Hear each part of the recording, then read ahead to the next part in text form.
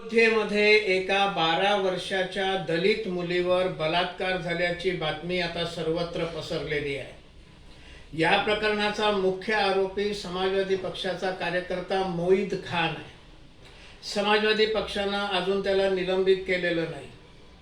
आज बातमी अशी आलेली आहे की समाजवादी पक्षाच्या कार्यकर्त्यांनी त्या दलित परिवाराला पैसे देऊ केले हे प्रकरण बंद करा म्हणून। प्रश्न राहुल गांधी नाही, समाजवादी पार्टी आणि काँग्रेस हे मित्र पक्ष आहेत। लोकसभेची निवडणूक एकत्र लढलेले आहेत। राहुल गांधी संसदेमध्ये दलित किती, ओबीसी किती, एससी किती, एसटी किती असा प्रश्न विचारत असतात। राहुलजी नुसतं प्रश्न विचारून भागणार नाही। समाजवादी पक्षाच्या बाबतीत तुम्ही काय भूमिका घेणार, त्यांना अजूनही मित्रपक्ष म्हणून ठेवणार का नाही ठेवणार, या दलित मुलीच्या बाबतीत तुमची कृती काय असणार ते सांगा।